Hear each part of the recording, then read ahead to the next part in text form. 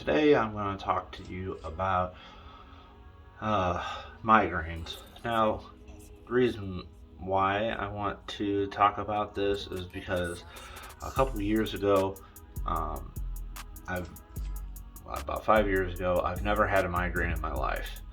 So when people told me about them having a migraine, I didn't really quite understand the um, what that really meant. And I was just like a really bad headache. Okay, fine, whatever. But until you experience a migraine, people just kind of have that mentality that it's no big deal, um, especially if they haven't ever experienced one. So if you haven't ever experienced migraine before, um, let me break it down for you.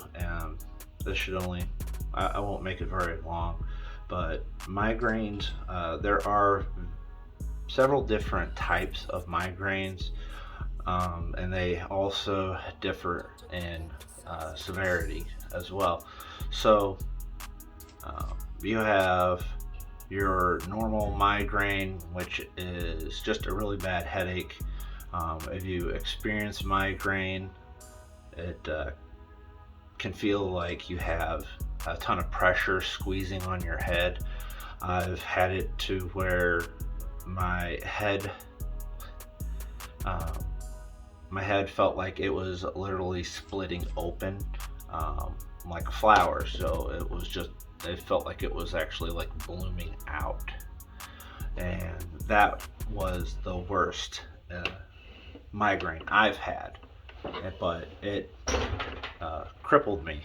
I was down on the floor. I was crying my eyes out. It hurt so bad that I was puking, and that lasted for a few hours like that. So, um, a migraine is nothing to joke about or to experience. It's no fun for anyone, especially the ones having that, and it can be debilitating.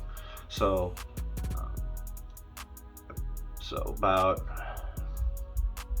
as I said, I haven't had a migraine up until about 5 years ago. So 5 years ago, I really didn't care for my job. I don't think that was the cause of it, but I was under a lot of stress. Um, and so I think that was accommodating to it. I think that was part of the reason, not the entire reason, but I think it was part of the reason. Um, and my migraines are called vestibular migraines. Now, vestibular migraines basically breaks down to where it causes vertigo.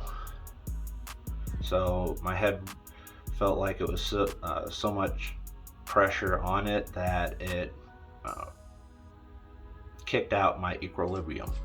So I couldn't walk. I couldn't watch TV. All I could do was sit in a chair and look up at the ceiling all day, and it felt like the room just kept on spinning around and around and around and around all day long.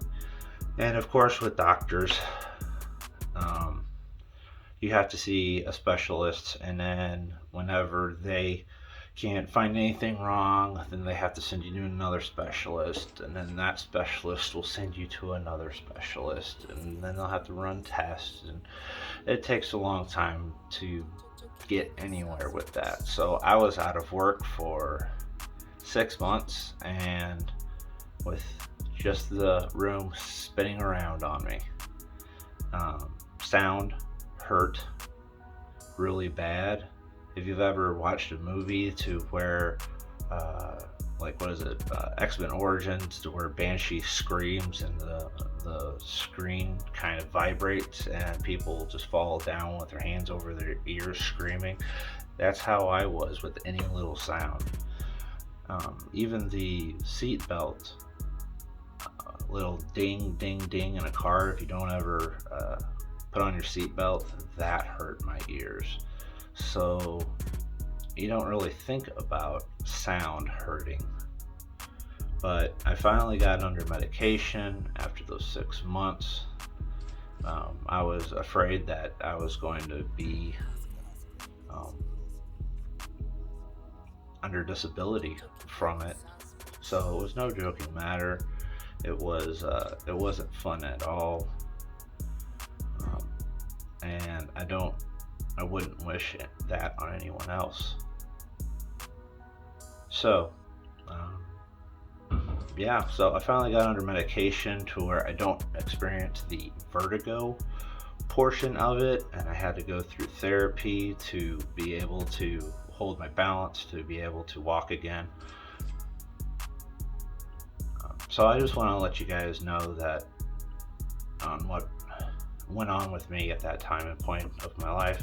I don't want any sympathy, but I just want to let you guys uh, aware of this. So thank you very much for coming and listening to this. If you are indeed still listening to this, thank you very much.